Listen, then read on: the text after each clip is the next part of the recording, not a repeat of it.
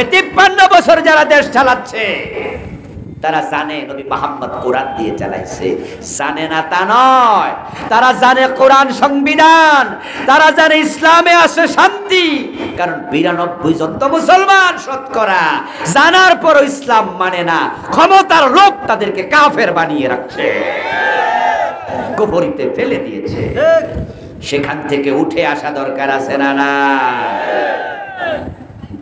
তাদের মাঝে আপনারাও অনেকে আছেন ওই দলের ভোটার, ওদের সাপোর্টার আছেন না? এখনো ইসলামী দলকে ভোট দেন না, তাদের পক্ষে কাজ করেন না। অথচ আপনিও নামাজি, আপনিও হাসি, আপনিও গাজী।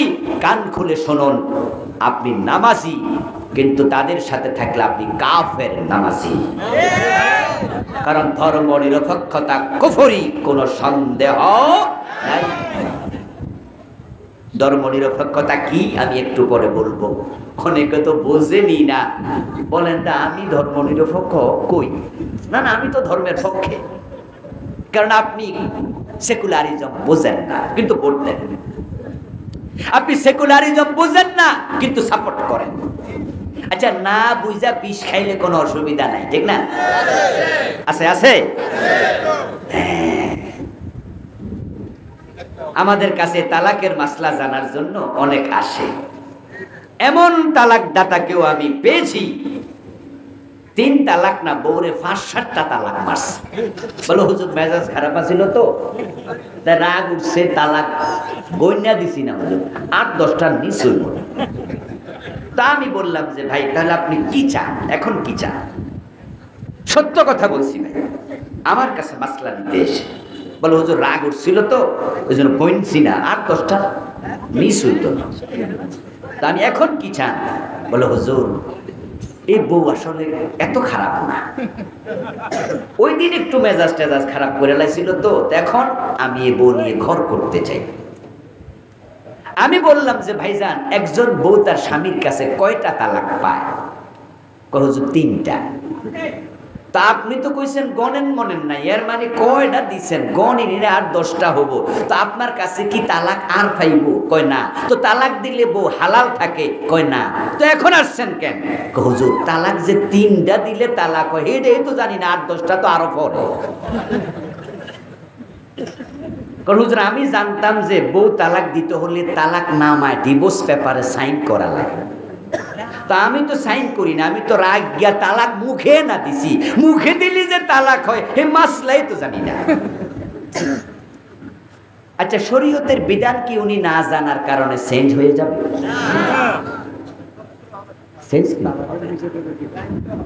চেঞ্জ হবে না।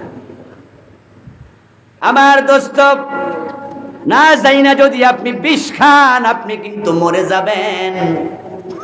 এখন ধর্ম নিরপেক্ষতা কুফর, এটাই দেশের অনেকে জানেই না, কিন্তু হেরারে ভোট দেয়, হেরার দল করে। আমরা যারা ইসলামের কথা বলি আমরা রে রাজাকার রাজাকার মনে করে। হেও বুঝে যে হুজুরের জন্ম মনে স্বাধীনতার সময় হয় নাই, কিন্তু এরপরও কয় উনি রাজাকার। কেন? ইসলামের পক্ষের লোক। তো কুফরি আর আমনে করেন নাই তো করছে শুধু আবু জেহেলে। আচ্ছা, নবী মুহাম্মদ ভালো মানুষ, এটা কি আবু জেহেল জানতো না? এই ভাইরা বলেন না, জানতো নি? জাইন না বুঝা বিরোধিতা করছে, জাইন না বুঝা করছে। লোভে লোভে কুফরি লোভে করে। আবু জেহেল ক্ষমতার লোভে পাইছিল। এটা ক্লিয়াসের কথা কইতাছি, শুনবেন তো? শুনবেন তো? ধৈর্য ধরে শুনিয়া। আবু জেহেলের একজন সঙ্গী ছিল, বিশ্বস্ত অনুচর, তার নাম ছিল আখনাস ইবনে শুরাইক। আখনাস একদিন আবু জেহেলকে প্রশ্ন করতেছে, নেতা আচ্ছা মুহাম্মদ ইবনে আব্দুল্লাহ আপনারই তো ভাতিজা, উনারা কাছাকাছি লোক। আবু জেহেলের বাড়ি আর রাসূলের বাড়ি কি 10 মাইল দূরে ছিল? কেউ কেউ তো বলেন যে আবু জেহেলের বাড়িতে এখন টয়লেট, ওই যে মক্কা শরীফের পাশে নাকি। রাসূলুল্লাহর বাড়ি এবং আবু জেহেলের বাড়ি, রাসূলের বাড়ির একটা মাকতাবা আছে, ওইটা এখন লাইব্রেরি বানাইছে। ওই মাকতাবাকে বলা হয় এটা রাসূল সাল্লাল্লাহু আলাইহি ওয়াসাল্লামের জন্মস্থান, রাসূলের বাড়ি। যদিও এটা কতটুকু অথেন্টিক আমি জানি না, কারণ আমি ওই মক্কায় থাকে 40 বছরের বেশি দিন ধরে এমন আল্লাহর এক বান্দার বাড়িতে দাওয়াত খাইতে গেছি। আমার এক বন্ধুর শেষ চাচা শ্বশুর থাকে মক্কায় অনেক বছর ফ্যামিলি নিয়ে। উনাকে আমি ওখানে জিজ্ঞাসা করছিলাম, এই যে মাকতাবা যেটাকে রাসূলুল্লাহর বাড়ি বলা হয়, এই বিল্ডিং এর বয়স কত? উনি বললেন যে আমি যখন আসছি তখন এই বিল্ডিংটা এখানে এভাবে ছিল না, এবং আবু জেহেলের যে বাড়িটা টয়লেট ওই মাকতাবা থেকে 50 থেকে 100 গজ দূরে। উনি বললেন যে এই টয়লেট গুলাও ছিল না, এখানে খোলা জায়গা ছিল। এই টয়লেট করছে হুজুর 20-25 বছর আগে। তা আমি বললাম তাহলে এটাকে আবু জেহেলের বাড়ি বলে, তো টয়লেটই ছিল না, কিন্তু বাংলাদেশের লোকেরা আসলে তো এখানে একটু কষ্ট করে হইলো একটু যার ধরে না হেও একটু কোথায় মতায় চেষ্টা করে যে কিছু একটা করে যেতে পারি কিনা, আর মনে মনে তৃপ্তি পায় যে আবু জেহেল্লা তোর বাড়িতে একটু ফসরা কমপক্ষে 2 ফোঁটা দিয়া গেল। উনি আমারে বললো যে খোলা জায়গা ছিল। আদৌ আবু জেহেলের বাড়ি এটাই কেমনে বুঝবেন? 1400 বছর আগের ঘটনা, সবকিছু তার মানুষ চোখে দেখে নাই, তবে নিশ্চয়ই এখানে কাছাকাছি কোথাওই হবে। আমার বন্ধু তাহলে যেটা আছে অথেন্টিক কিনা সে বিষয়ে একটু কথা বললাম, কারণ আলেম ওলামারা নিশ্চিত না হয়ে কথা বলা ঠিক না। আমিও বলে ফেলতে পারতাম ওই মাকতাবাড়া রাসূলের ঘর, আজকে টয়লেটটা আবু জেহেলের বাড়ি, আর আপনারাও শুনে করতেন যে ঠিক আছে। কিন্তু আমি যার থেকে জেনেছি সে 40 বছর আগ থেকে থাকে, সে বলতেছে খালি ছিল তো, এখন না সেখানে টয়লেট। যাই হোক, তবে কাছাকাছি কোথাও। দূরত্ব হলো আবু জেহেলের বর্তমান যে টয়লেট বাড়িটা আর মাকতাবায়ে আপনার মাকতাবাটা রাসূলের ঘর 100 থেকে 50 গজ, তাহলে প্রতিবেশী না? আখনাস বলতেছে নেতা মুহাম্মদ ইবনে আব্দুল্লাহ তো আপনার ভাতিজা, স্বাস্থ্য ভাই ছেলে, খালতো ভাই ছেলে, এক এলাকার মানুষ। 40টা বছর কোলে ফিটে করে আপনারা মানুষ করছেন, দেখেছেন এই লোকটা পুরা জীবনে একটা মিথ্যা কথাও। কিন্তু যে মাত্র সে দাবি করলো সে আল্লাহর নবী, আপনারা যাকে আল্লাহ আমিন বললেন আর সাদিক বললেন, আজকে তাকে মিথ্যাবাদী বলছেন। আমি আপনার কাছে আজকে গোপনে জানতে চাই, এখানে আপনি আর আমি ছাড়া কোনো মানুষ নাই। আসলে কি মুহাম্মদ ইবনে আব্দুল্লাহ মিথ্যাবাদী? আসলে কি আপনি মনে করেন সে মিথ্যুক?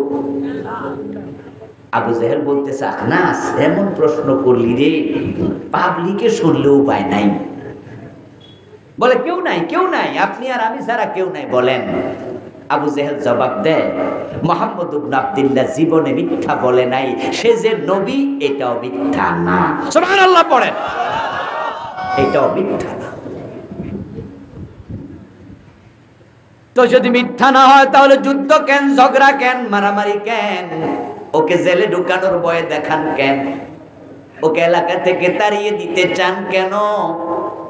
যদি সে সত্যবাদী হয় তাহলে তার কথা মেনে নিলে তো হয়। তখন আখনাস ইবনে সুরাইককে আবু জেহেল জবাব দেয়, বেটা এই বুঝ যদি তোর থাকতো তাহলে মক্কার নেতা আমি না হইয়া তুই হইতি। বলে নেতা বুঝটা কি? বুঝটা হলো মুহাম্মদকে যদি আমি রাসূল মানি তাহলে এখন থেকে আমি হব কর্মী, সে হয়ে যাবে নেতা। ঝামেলা হলো ক্ষমতা, কারণ মক্কায় সবাই আমার নেতা কয়। এখন আমি যদি হেরে নেতা মানি তাহলে এখন থেকে হে নেতা, ক্ষমতা আমার হাতে কি আর থাকবে? আখনাস বলে, ও এখন না বুঝছি বিরোধিতার মূল কারণটা।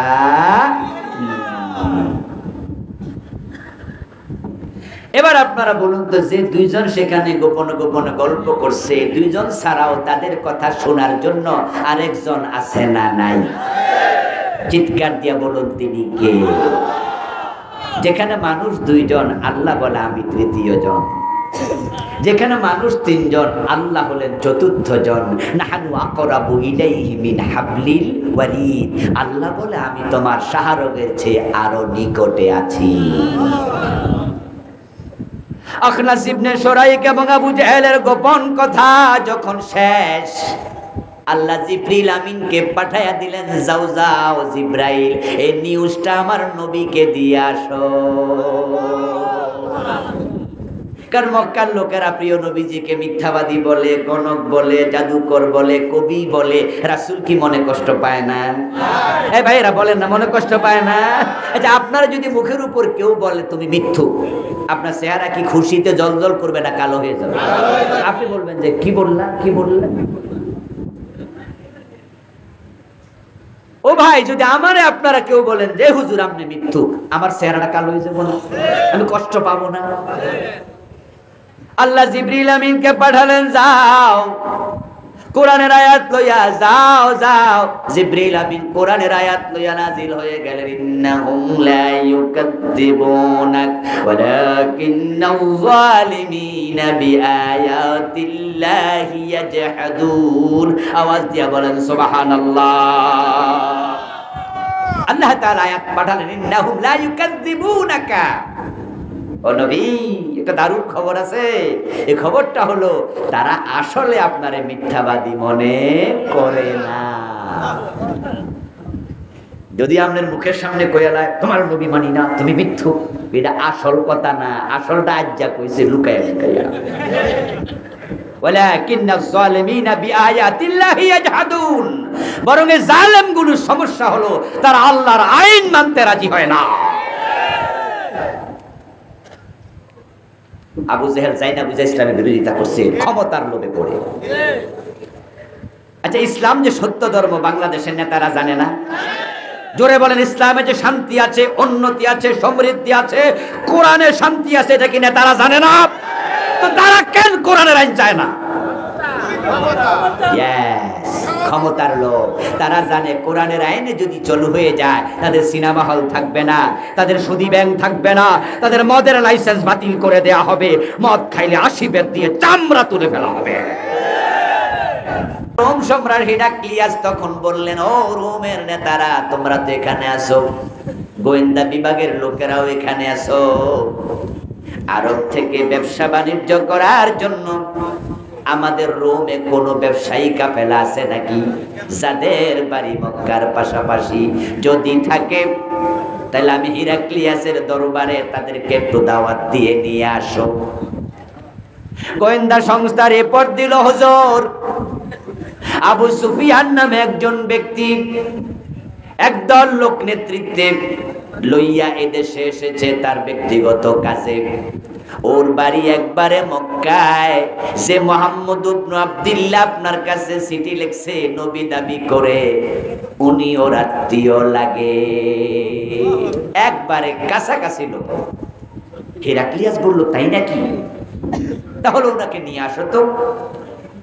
আবু সুফিয়ান রাদিয়াল্লাহু তাআলা আনহু তিনি পরে মুসলমান হয়েছেন। এই জন্য আবু সুফিয়ানের পরে রাদিয়াল্লাহু তাআলা আনহু বললাম, তখনও তিনি কাফের। আবু সুফিয়ানকে দাওয়াত দিয়ে হাজির করা হলো।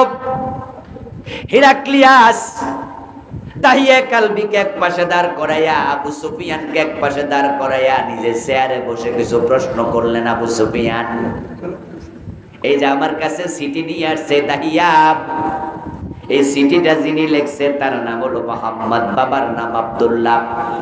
এই চিঠির মাঝে তিনি নিজেকে নবী দাবি করেছেন এবং তিনি আমাকে কালেমা পড়ার জন্য, মুমিন হওয়ার জন্য দাওয়াত দিয়েছেন। আমি তার ব্যাপারে কিছু প্রশ্ন করব, তুমি প্রশ্নগুলোর যথাযথ সত্য জবাব দিও। আর সেখানে উপস্থিত অন্য লোক যারা ছিল তাদেরকে হিরাক্লিয়াস বলতেছে, আবু সুফিয়ান যদি কোনো মিথ্যা জবাব দেয় তাহলে তোমরা তার কথার প্রতিবাদ করিও, কোনো মিথ্যাকে তোমরা প্রশ্রয় দিও না। এবার আবু সুফিয়ানকে তিনি প্রশ্ন করতে থাকলেন। আবু সুফিয়ান প্রশ্নের জবাব দিতে থাকলো। সহিহ বুখারীতে লম্বা হাদিস এসেছে। জবাব যখন শেষ হয়ে গেল, এবার হিরাক্লিয়াস বলতেছে, ফাইন্নাহু নাবিয়্যুন, আমি জবাব শুনে এবং ওই মুহাম্মাদের চিঠি পড়ে বুঝেছি নিশ্চয় সে আল্লাহর নবী। না না, সুবহানাল্লাহ হইল না। এতগুলো মানুষ সুবহানাল্লাহ জোরে বলা যায় না? হ্যাঁ, বুঝবেন আমার আলোচ্য বিষয় হলো কুফরি মানুষ কেন করে? লোভে, লোভে অর্থ এবং ক্ষমতা। আমার বন্ধু হিরাক্লিয়াস কি বলল? ইন্নাহু নাবিয়্যুন। হিরাক্লিয়াস বলে সে নিশ্চয় নবী। ওয়াকাদ কুনতু আ'লামু আন্নাহু খারিজুন ওয়া লাম আকুন আযুন্নুহু মিনকুম। এবার আরবের লোকদের দিকে তাকিয়ে হিরাক্লিয়াস বলছে সে ছিল খ্রিস্টান। কি ছিল? খ্রিস্টানদের একটি আসমানি কিতাব আছে, এটার নাম কি? ইনজিল। বলেন কি? ইনজিলের মাঝে, তাওরাতের মাঝে নবী মুহাম্মদের আলোচনা আছে না নাই? হিরাক্লিয়াস ছিলেন খ্রিস্টান, তিনি তাওরাত পড়েছেন, ইনজিল পড়েছেন, জানেন। এবার তিনি বলতেছে এই লোকটা যে নবী হয়ে আসবে এটা আমি জানি, কিন্তু সেটা তোমাদের মক্কায় আসবে এটা আমি ভাবতে পারি নাই। এরপর আবার বলছে ওয়ালাউ আন্নী আ'লামু আন্নী ইয়াখলুসু ইলাইহি লাহাবাবতু লিকাহু ওয়ালাউ কুনতু ইনদাহু লাকাসালতু আন কাদামাইহি। এবার হিরাক্লিয়াস বলছে আমি তো অনেক দূরে আছি, রোম সাম্রাজ্যের নেতা, যদি আমি তার কাছে যেতে পারতাম তাহলে আমার যাওয়াটা, তার সাক্ষাৎটা আমার বড় ভালো লাগতো এবং আমি হিরাক্লিয়াস তার দুই পা পানি দিয়ে ধৌত করে দিতাম। সুবহানাল্লাহ। বেশি কইয়া লাভ এখানে নাই, একটু পরে টের পাইবেন। শুনতে কিন্তু সুবহানাল্লাহ কইতে মজা লাগতেছে না? কথাগুলো কত সুন্দর। এরপর আবার হিরাক্লিয়াস বলছে ওয়ালা ইয়াবলুগান্না মুলকুহু মা তাহতা কদামাইয়া। বলতেছে তোমরা শোনো, এই যে মুহাম্মদ ইবনে আব্দুল্লাহ নবী হইয়া চিঠি লিখছে, অচিরে তার রাজত্ব আমার পায়ের তলা পর্যন্ত পৌঁছে যাবে। আচ্ছা, সুন্দর কথা তো, সুন্দর কথা তো। অতটুকু বলার পরে এবার হিরাক্লিয়াস বলছে ওকে আবু সুফিয়ান তুমি যাও, তাহিয়া কালবি তুমিও যাও। এবার তিনি তার এমপিদেরকে ডাকলেন, রাজন্যবর্গকে ডাকলেন, যাদেরকে মন্ত্রী দিয়ে দেশ চালায় রাজন্যবর্গ আছে, তাদেরকে ডেকে একটা হল রুমে বসলেন, কমিউনিটি সেন্টারে বসলেন, তার মজলিসে বসলেন। বসে আবার তিনি কাহিনী শোনাচ্ছেন। আব্দুল্লাহর ছেলে মুহাম্মদ মক্কা থেকে আমার কাছে চিঠি লিখেছে, তিনি আল্লাহর নবী, আমিও বুঝেছি তিনি আল্লাহর নবী। হাদা মালিকু হাদিহিল উম্মাতু কাদ জাহারা। এবার হিরাক্লিয়াস বলতেছে উনি হবে এই উম্মতের শাসক, উম্মতের নেতা, যেই নেতা প্রকাশিত হয়ে গেছেন। ইয়া মাশারার রোম হাল্লাকুম ফিল ফালাহি ওয়ার রশদ ওয়া ইয়াসবুতা মুলকুকুম ফাতুবাইউ হাদান নবী। ও রোমের মানুষেরা, নেতারা, শোনো, তোমরা যদি চাও তোমাদের রাজত্ব তোমাদের হাতে থাক, এটা বিচ্যুত না হোক, তাহলে আমি রোম সম্রাট হিরাক্লিয়াস বলছি এই নেতা, এই নবীর কাছে তোমরা আমরা সবাই মিলে চলি, বায়াত হয়ে যাই। এবার আপনাদেরকে আমি জিজ্ঞাসা করতে চাই, হিরাক্লিয়াসের এই কথাগুলো শুনে কি রাসূলের প্রতি ঈমান আনছে? এটা মনে হয় না? উনাকে নবী মানছে মনে হয় না? মনে হয়নি? অতটুকু কথা বলার সাথে সাথে এবার দেখলেন তার সামনে যারা ছিল এমপি মন্ত্রী, গরু যদি ক্ষুধা লাগে অথবা গরু যদি জবাই করতে নেন, ওই টাইমে যদি রশিটা ছিঁড়তে পারে, ওই গরু যেমন দৌড় মারে, ক্ষুধার্ত গরু রশি ছিঁড়া খাওয়ার জন্য যেমন দৌড় মারে, বন্য পাগলা হাতি যেমন দৌড়ায়, উনি অতটুকু বলার সাথে সাথে সব এমপি মন্ত্রী দৌড় মারছে। হিরাক্লিয়াস তার মজলিসে একা হয়ে গেছে। যারা ডান পাশে ছিল তারাও দৌড় মারছে, যারা বাম পাশে তারাও দৌড় মারছে, যারা সামনে তারাও দৌড় মারছে। হিরাক্লিয়াস ভাবলো কি হলো, কি হলো? দেশের এমপি আমার পক্ষে নাই, মন্ত্রী আমার পক্ষে নাই, আমার যারা অফিসের স্টাফ তারা পক্ষে নাই। এখন আমি একা কেমনে এত বড় দেশ চালাবো? তারা যদি বিদ্রোহ করে তাহলে আমার হাতে ক্ষমতাও নাই। এবার ক্ষমতার লোভে পড়ে হিরাক্লিয়াস বল পাল্টায়া ফেলছে 1 সেকেন্ডের ভিতরে। হিরাক্লিয়াস বলে, দাঁড়াও, আমি তোমাদের ঈমান যাচাই করলাম, যীশু খ্রিস্টের উপরে কেমন ঈমান তোমাদের আছে, ইনজিলের উপরে কেমন ঈমান আছে ওইটা যাচাই করে দেখেছি। মুহাম্মদকে আমি আসলে নবী মানি না।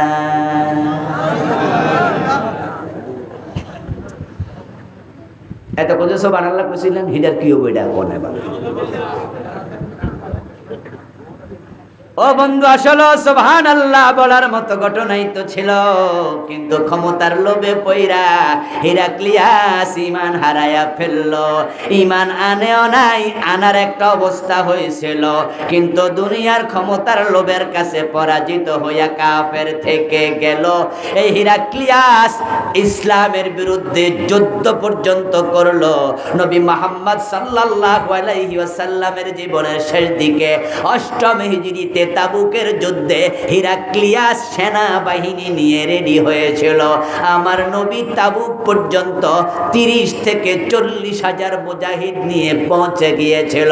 হিরাক্লিয়াস 30,000 মুজাহিদের খবর শুনে যুদ্ধ করতে আর আসে নাই, পালিয়ে চলে গেছে। কাফের অবস্থায় মৃত্যু হয়েছে।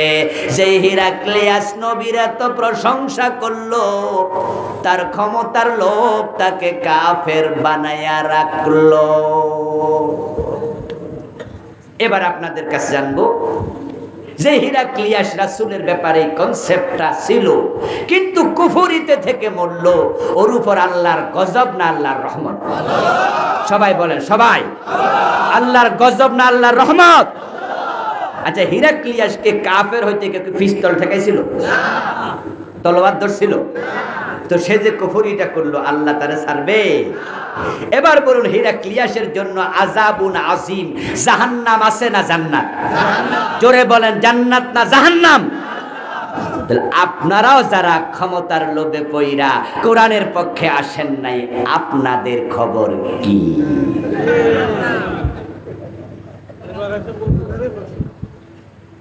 ওয়াজ কি আর বেশি দরকার আছে?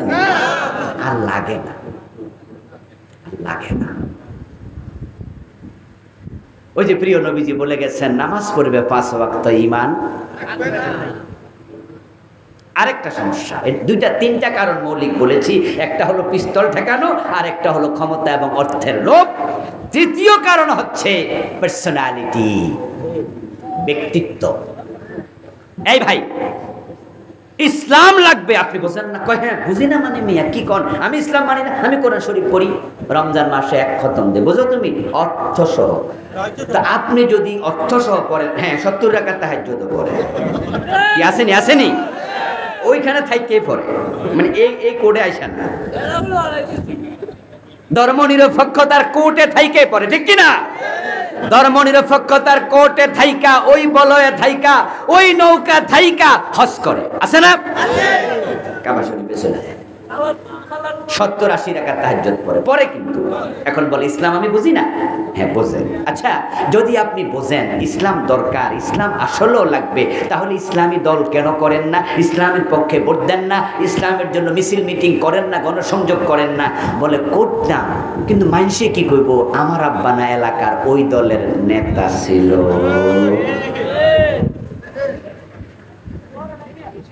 আর আমার দাদা, আমার বাবা সবাই এলাকায় ওই দলের নেতা।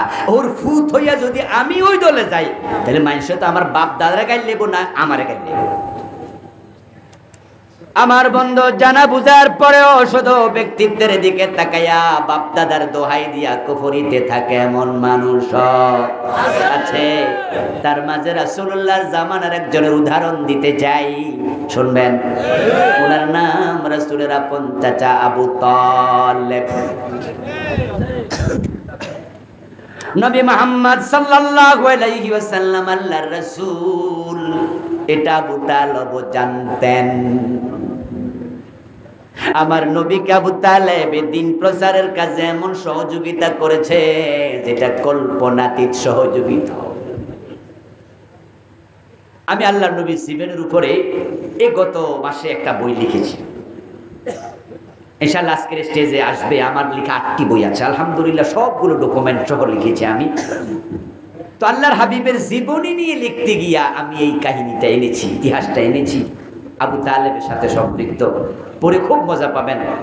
বইটার নাম দিয়েছি যেমন ছিলেন প্রিয় রাসূল সাল্লাল্লাহু আলাইহি ওয়াসাল্লাম। 280 পৃষ্ঠার বড় বড়। আল্লাহর হাবিব সাল্লাল্লাহু আলাইহি ওয়াসাল্লাম যখন দ্বীনের দাওয়াত দিচ্ছিলেন, আবু তালেবের সহযোগিতা কল্পনীয়, ভাবনীয় ছিল। একদিন তো মক্কার সব লোক আবু তালেবের কাছে গিয়ে বলল, আবু তালেব, তোমার কারণে তোমার ভাতিজাকে প্রতিরোধ করতে পারতেছি না। যে 360 দেবী দেবতার খোদার আমরা পূজা করছি, আমাদের বাপ দাদারা 360 খোদার পূজা করে আসছে। তোমার ভাতিজা হঠাৎ করে বলতেছে লা ইলাহা, বলেন লা ইলাহা ইল্লাল্লাহ। আল্লাহ নাকি কয়জন? বলেন না কয়জন? অথচ তারা ইবাদত করত কয়জনের? কথা হলে বাকি 360 সব বুঝি বাদ। কি বিষয় মুসিবতের কথা না? আমরা 360 করি, তোমার ভাতিজা এখন সব বাদ। আমাদের দেবের দেবীরে গাইল্লা তোমার ভাতিজা বিরোধিতা করে, বাতিল বলে, শুধু তোমার কারণে পারি না। তুমি তারে কোলে পিঠে করে রাখো, তাকে তুমি ছাতার মতো ছায়া দাও, গাছের মতো আশ্রয় দাও। আজকে তোমার কাছে আমরা মক্কার কতজন আসছি খেয়াল করছো নি? আবু তালেব কয় হ্যাঁ। তাহলে মক্কার কোন নেতা বাদ আসেনি? কয় না। আবু জাহেল আছে, আবু লাহাব আছে, উতবা আছে, সাইবা আছে, ওয়ালিদ বিন মুগিরা আছে। মক্কার সব নেতা তোমার কাছে আসছে। আবু তালেব, তুমি যদি তোমার ভাতিজাকে এই কাজ থেকে বিরত না রাখো, তাহলে তোমার চেহারার দিকে আমরা আর তাকাবো না, তোমার শুদ্ধ আমরা বয়কট করতে বাধ্য। সেদিন আবু তালেব বড় বিব্রত হলেন, বললেন ঠিক আছে তোমরা যাও, আমি মুহাম্মদ ইবনে আব্দুল্লাহকে বুঝাবো, আমি বুঝাবো, দায়িত্ব নিলাম, ঠিক আছে তোমরা যাও। রাসূলুল্লাহ সাল্লাল্লাহু আলাইহি ওয়াসাল্লামকে আবু তালেব ঘরে ডেকে নিলেন, নিয়ে বলতেছে ভাতিজা তুমি আমার উপর এমন দায়িত্ব চাপায়া দিও না, এমন বোঝা চাপায়া দিও না যা বহন করার ক্ষমতা আমার নাই। এই কথা যখন বলল, প্রিয় নবী ফেল ফেল করে তাকায় আছেন। চাচা আপনারে আমার কি বোঝা আমি চাপাইলাম? বলে আজকে তোমার চাচারা এসেছিল, মক্কার একজন নেতাও বাদ নাই, সবাই আমার বাসায় এসেছিল। তারা এসে বলেছে এই দেবদেবীর বিরুদ্ধে তুমি আর কথা বলিও না। এতদিন পর্যন্ত আমি তোমার দ্বীনের সহযোগী ছিলাম, তোমাকে আমি দ্বীনের দাওয়াত দিতে সাহায্য করেছিলাম, কিন্তু আজকে আমিও আমার সিদ্ধান্ত পরিবর্তন করলাম। এখন থেকে তোমার কারণে আমি আর বেজ্জতি হতে পারবো না। তাই তোমাকে অনুরোধ করি এই দেবদেবীর বিরুদ্ধে তুমি আর কথা বলিও না, তুমি থেমে যাও।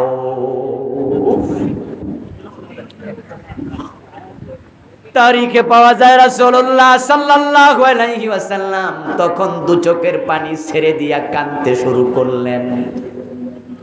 প্রিয় নবীজি এত অসহায়ত্ব বোধ করলেন, তিনি বুঝে নিলেন আজ থেকে বুঝি আমার চাচাটাও আমার পক্ষে আর নাই। ওই সময় প্রিয় নবীজি এবার জবাব কি দিয়েছিলেন, যে ওয়াজটা আপনারা শুনে থাকেন, চাচা এ মক্কার লোকেরা আমার হুমকি ধমকি নয়, আমার বয়কটের খবর নয়, আমাকে হত্যা করার হুমকি না। তারা যদি আমাকে লোভ দেখায়, বলে এক হাতে সূর্য আর এক হাতে চাঁদ এনে দেবে, আমাকে মেরে ফেলবে, এসব তো আমি তোয়াক্কাই করি না, এসব তো আমি ভাবি না। ওগুলো অনেক বলেছে, তারা অনেক হুমকি দিয়েছে, কিন্তু যদি তারা আজকে বলে যেটা তারা পারবে না, সেটা হলো এক হাতে চাঁদ আর এক হাতে সূর্য এনে দিতে, যদি এনেও দেয়, আব্দুল্লাহর ছেলে মুহাম্মদ দ্বীনের প্রচার থেকে এক চুল পরিমাণ সরবে না। চাচা কাঁদতেছে আর বলতেছে, চাচা আপনিও আমাকে ছেড়ে দিলেন আজকে, ঠিক আছে চাচা, আপনি আপনার রাস্তায় হাঁটেন, আমার রাস্তা ভিন্ন, এই কাজ করতে গিয়ে আমি সফল হব, না হয় এই পথে আমি জীবনটা আল্লাহর জন্য দিয়ে দেব। এটা বলে রাসূল সাল্লাল্লাহু আলাইহি সাল্লাম আবু তালেবের সামনে থেকে কাঁদতে কাঁদতে হাঁটতে শুরু করলেন। তারিখে পাওয়া যায় আবু তালেব সাথে সাথেই বললেন, ভাতিজা দাঁড়াও দাঁড়াও, ভাতিজা দাঁড়াও, তুমি কাঁদো আমি সহ্য করি কেমনে, যাও আমি আমার সিদ্ধান্ত আবার প্রত্যাহার করলাম, তোমার সাথে আমি আছি। আরে ভাইরা সুবহানাল্লাহ বলেন না কেন, হৃদয়ে আসে না কেন সুবহানাল্লাহ? ভাতিজা তোমার সাথে আমি আছি, যাও, তোমাকে আমি একা ছেড়ে দেব না, যে কয়দিন আমি বেঁচে থাকি ওয়াদা দিলাম তোমার কাজ তুমি করো, তোমার পিছনে আমি আছি, যা হওয়ার হবে আমি আছি, যাও। এই আবু তালেব প্রিয় নবীর সাথে 3 বছর শিবে আবি তালেবে জেলখানায় স্বেচ্ছা জেল কেটেছিলেন। ভাতিজাকে একা ছাড়েন নাই,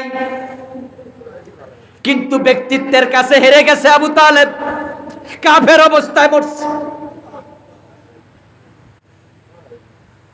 প্রিয় নবীজি যখন শিবে আবি তালেবে বন্দী, তখন রাতের বেলায় মাঝে মাঝে এমন হতো রাসূলুল্লাহ ঘুমাইলে আবু তালেব যায় রাসূলের বিছনা থেকে তুলে দিত। আবু তালেব বলতো, ভাতিজা এই মুহাম্মদ মুহাম্মদ মুহাম্মদ ওঠো ওঠো। আল্লাহর হাবিব বলতেন, চাচা এত রাতে আপনি এসে কি হয়েছে চাচা? বলে একটা কাজ করো, আমার বিছনায় তুমি ঘুমাও, তোমার বিছনায় আমি ঘুমাবো। চাচা কেন? বলে আজকে যখন তুমি ঘুমাইছিলা আমি খেয়াল করছি তখন বাতি জ্বালানো ছিল, আমার না ঘুম আসতেছে না, বারবার মনে হচ্ছে দূর থেকে কোনো দুষ্ট কোনো দুশ্মন তোমার বিছনা বরাবর তীর মারবে, কারণ তারা তো বাতি জ্বালানো ছিল, বুঝতে পারছে মোহাম্মদ ঘুমাচ্ছে, দেখছে তো। ভাতিজাকে চাচা বলছে ওঠো আমি ঘুমাবো। রাসূল বলে, চাচা তীর মারলে তো আপনার গায়ে পড়বে। আবু তালেব জবাব দিত, আমি মরতে রাজি, তোমাকে মরতে দিতে রাজি না। ভাতিজা তুমি বেঁচে থাকো, বাপ মরা ভাতিজা, বাপ মরা সন্তান আমার, 8 বছর বয়সে কোলে তুলে নিয়েছি, আমি থাকতে তুমি মরবা, এটা আমি পারবো না সহ্য করতে। আল্লাহর হাবিব সাল্লাল্লাহু আলাইহি ওয়াসাল্লামের বয়স যখন 50, নবুয়তের 10ম সন চলছে, আবু তালেব মৃত্যু শয্যায় শায়িত। আল্লাহর হাবিব সাল্লাল্লাহু আলাইহি ওয়াসাল্লাম আবু তালেবের কাছে গেলেন, মাথার পাশে বসলেন, বসে আল্লাহর হাবিব বলছে, আম্মি কুল লা ইলাহা ইল্লাল্লাহ মাররাতান কালিমাতান আশহাদু লাকা বিহা ইনদাল্লাহ। রাসূলুল্লাহ মাথার পাশে বসে বলে, সহিহ মুসলিমের হাদিস কিতাবুল ঈমান পড়লে পাবেন, চাচা তোমার তো শরীরটা ভালো না, আমার তো মনে হয় তুমি চাচা বাঁচবা না, আমার অনুরোধ তুমি একটাবার কালেমা পড়ে মরে যাও, বাকি দায়িত্ব আমি নেব। সুবহানাল্লাহ সুবহানাল্লাহ পড়ো। সুবহানাল্লাহ বলার মাঝে ফজিলত আছে না? আছে, অনেক ফজিলত। সুবহানাল্লাহি ওয়াল হামদুলিল্লাহ তামলাউ মা বাইনাস সামাই ওয়াল আরদ, তামলাউল মিজান, অনেক ফজিলত। চাচা আপনি একটাবার কালেমা পড়েন, আশহাদু লাকা বিহা ইনদাল্লাহ, আপনি কালেমা পড়ে মরে যান, আমি আল্লাহর কাছে দাঁড়ায়া সেদিন সাক্ষ্য দেব আল্লাহ আমার চাচা কালেমা পড়ে মরছে। আপনি মুমিন ছিলেন, বাকি দায়িত্ব আমি নিলাম। এই কথা বলার সাথে সাথে আবু তালেব চুপ হয়ে গেলেন। প্রিয় নবীজি সাল্লাল্লাহু আলাইহি সাল্লাম ধারণা করলেন আমার চাচা মনে রাজি হয়েছে, রাসূল মনে মনে খুশি, আমার চাচা কালেমাটা পড়বে। মাথার অপর পাশে বালিশের অপোজিটে বসা ছিল 2 জন মানুষ, আবু জেহেল এবং আব্দুল্লাহ ইবনে উমাইয়া, আল্লাহর 2 দুশমন। এই 2 দুশমনে যখন দেখলো, আবু তালেব তো চুপ হয়ে গেছে, রে এই যে কালেমা নাকি পড়ে ফেলে, তারা দুজন এবার বলতেছে, আবু তালেব মরার আগে কি কাফের হইয়া মরবা? বাপ দাদার ধর্ম অস্বীকার করবা, কুফরি করবা, লাতের সাথে মানাতের সাথে উজ্জার হবলের সাথে মরার আগে বেঈমান হয়ে মরবা, বাতিজার ধর্ম মানবা, বাবার ধর্ম বাদ দিবা? তারা দুইজন ওনাকে লক্ষ্য করে বলছে, মরার আগে বেঈমান হয়ে মরবা? আবু তালেবের কানে যখন এই শব্দ গেল, আবু তালেব আবার মাথাটা তুলল। আমার রাসূল ভাবলেন চাচা বুঝি কালেমা পড়ার জন্য মাথা তুলেছে, কিন্তু আবু তালেব মাথা তুলে যা বলল সেটা হলো ওয়াকানা আখিরু কালামিহি হুয়া আলা মিল্লাতি আব্দুল মুত্তালিব। আবু তালেবের শেষ কথা ছিল, লাউলা আনতু আইয়ারানি কুরাইশুন লা আকরারতু বিহা আইনাইকা। ও ভাতিজা মুহাম্মদ, তোমার যে কালেমা সেটা আমি পড়ে নিতাম, পরে আমি তোমার চক্ষু দুইটা আমি শীতল বানাইয়া দিতাম, কিন্তু আমি যদি কালেমাটা পড়ি তাহলে তো আবু জেহেল শুনে লাইব, আর সে মানুষের কাছে বলে দেবে, তখন কুরাইশরা আমারে কাফের বইলা গালি দেবে। লাউলা আন তুআইয়িরানি কুরাইশুন, কুরাইশরা আমারে খোঁটা দেবে, বকা দেবে, বলবে আমি বাপ দাদার ধর্ম স্বীকারকারী। এই আশঙ্কার কারণে আমি তোমার ধর্মটা নিলাম না, কালেমাটা পড়লাম না। আমি আমার বাবা আব্দুল মুত্তালিবের শিরকি কালেমার উপরে আছি, এটা বলেই মরে গেল। নাউজুবিল্লাহ পড়েন। মুহাম্মদ আল্লাহর নবী এটা বোঝার পরেও আবু তালেব কাফের, বেঈমান থেকে মরল। তার ব্যক্তিত্ব মানুষে কি কইব? ঠিক ইসলাম হক, ইসলাম দরকার, এটা জানার পরেও মানুষে কি কইব এই চিন্তা রাইখা ইসলামী দল করে না যারা, তারা কুফরির সাথে মরবে। আচ্ছা এবার বলুন তো, আবু তালেব এই যে কুফরের উপর মরল, উনার উপর আল্লাহর রহমত না আল্লাহর গজব? উনি জান্নাতি না জাহান্নামী? তা আপনারা যারা ইসলামের দলে, ইসলামের পক্ষে এখনো আসেন নাই, আপনার অবস্থাও ঠিক। তবে হ্যাঁ, রাসূলুল্লাহ সাল্লাল্লাহু আলাইহি ওয়াসাল্লামের উপকারের কারণে, পক্ষে থাকার কারণে, সহযোগিতার কারণে আল্লাহ আবু তালেবকে শাস্তি দেবেন অন্যের তুলনায় একটু কম। প্রিয় নবীজি সাল্লাল্লাহু আলাইহি ওয়াসাল্লাম বলেছেন, আহওয়ানু আহলিন নারে আবু তালেব ওয়া হুয়া মুনতাইলুম বিনাইলাইন ইয়াগলি মিনহুমা দিমাগুহু। আল্লাহর হাবিব সাল্লাল্লাহু আলাইহি ওয়াসাল্লাম বলতেছেন, জাহান্নামীদের মাঝে সবচেয়ে হালকা শাস্তি হবে আমার চাচা আবু তালেবের। সহিহ বুখারীর হাদিস। আমার চাচার দেহের মাঝে জাহান্নামের পোশাক থাকবে না, মাথার মাঝে জাহান্নামের হেলমেট থাকবে না, আমার চাচার পায়ের তলায় জাহান্নামের আগুন থেকে বানানো দুটা স্যান্ডেল থাকবে। ওই দুইটা স্যান্ডেলের উত্তাপে আমার চাচার মাথার মগজ টকবক করে উতরাতে থাকবে। নাউযুবিল্লাহ। জাহান্নামের স্যান্ডেলের উত্তাপে মাথার মগজ টকবক করতে থাকবে। প্রশ্নের উত্তর দিন, কতদিন? চিরকাল। তাহলে কাফেরের উপরে আল্লাহর রহমত না গজব? জান্নাত না জাহান্নাম? সাবধান, সাবধান। ধর্ম নিরপেক্ষ মতবাদের উপরে যারা আছেন, ফিরে আসেন। ধর্ম নিরপেক্ষতাবাদ কি একটুকু বলে আজকের আলোচনা শেষ করব। বলেছে এটা আমার লেখা বই, এখান থেকে পড়ে পড়ে শোনাচ্ছি। পৃথিবীর বিখ্যাত কিছু ডিকশনারি আছে, তার মাঝে একটার নাম অক্সফোর্ড ডিকশনারি। শিক্ষিত সবাই এটার নাম জানে। আরেকটা আছে কেমব্রিজ ডিকশনারি। সেকুলারিজমের সংজ্ঞা কেমব্রিজ ডিকশনারিতে যেটা দেয়া হয়েছে, এই বইটা আমি এনেছি। সেটা হচ্ছে the believe that religion should not be involved with the ordinary social and political activities of a country. Secularism, ধর্ম নিরপেক্ষতা হলো ধর্ম সমাজ এবং রাজনৈতিক জীবনে কোনো রকমের ভূমিকা রাখবে না। ধর্ম এবং সমাজ আলাদা। নাউজুবিল্লাহ বলবেন না। ধর্ম এবং সমাজ, ধর্ম এবং রাজনীতি আলাদা। সমাজ হবে, রাজনীতি হবে ধর্ম মুক্ত। এবার আপনারা বলুন তো, নবী মুহাম্মদ কি ধর্মের বাহিরে দেশ চালাইছে? সমাজ চালাইছে? সমাজে ধর্ম দরকার আছে না নাই? দরকার আছে না নাই? বিবাহ কি সামাজিক কাজ না? ধর্ম লাগবে না? আচ্ছা, মরার পরে জানাজার নামাজ কি সামাজিক কাজ না? আমাদের বিচার আচার চলাফেরা এগুলা কি সামাজিক কাজ না? আমাদের কোন কাজে ধর্ম নাই? আচ্ছা, ঘুমাইতে ধর্ম আছে কিনা? খাওয়ার সময় ধর্মের ভূমিকা আছে কিনা? টয়লেটে যাওয়ার সময় ধর্মের ভূমিকা আছে কিনা? স্ত্রীর বিছানায় যাওয়ার সময় ধর্মের ভূমিকা আছে কিনা? চুল কাটার সময় আছে কিনা? থুতু ফেলার সময় আছে কিনা? আচ্ছা, কোন জায়গায় নাই? আর ধর্ম নিরপেক্ষতা বলতেছে সমাজ এবং রাজনীতিতে ধর্ম লাগবে না, ঈমান থাকবে তো।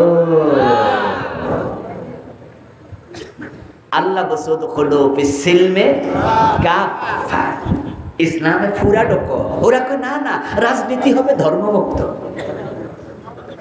এজন্য আমরা যারা ধর্মের কথা বলি তারা আমাদেরকে বলে আমরা নাকি ধর্ম ব্যবসায়ী। আলেম ওলামাদেরকে, ইসলামী দলওয়ালাদেরকে বলে ধর্ম নিয়ে রাজনীতি করো কেন? আমরা বলি আমরা ধর্ম নিয়ে রাজনীতি করি না, আমরা ধর্মীয় রাজনীতি করি। আমাদের জীবনটাই ধর্ম দিয়ে চলে, ঠিক কিনা? সুতরাং আপনারা যারা ধর্ম নিরপেক্ষতার সাথে আছেন, আজ থেকে তওবা করুন, তওবা করুন, তওবা করুন। এখন থেকে ধর্ম নিরপেক্ষতাকে তালাক দিতে হবে। যদি না দেন, এটা আপনার ব্যাপার। আমি আমার দায়িত্ব আদায় করেছি। ওয়ামা আলাইনা ইল্লাল বালাগ, আমাদের দায়িত্ব মেসেজ পৌঁছিয়ে দেওয়া। আপনি মানবেন কি মানবেন না, এটা আপনার ব্যাপার। লানা আমালুনা ওয়া লাকুম আমালুকুম, আমাদের আমল নিয়ে আমরা কবরে যাব, আপনার আমল নিয়ে আপনি কবরে যাবেন। আমার জবাব আপনি দেবেন না, আপনার জবাব আমি দেব না। যার যার আমল তার তার কবর, তার তার হাসর, ঠিক না? আসুন আমরা কুফরি পরিত্যাগ করি, ঈমানের উপর অটল অবিচল থাকি। যে কুফর এবং শিরকগুলো ঢুকেছে এগুলো অন্তর থেকে সরিয়ে তাওবা করি। আল্লাহ তৌফিক দিন, বলি আমিন।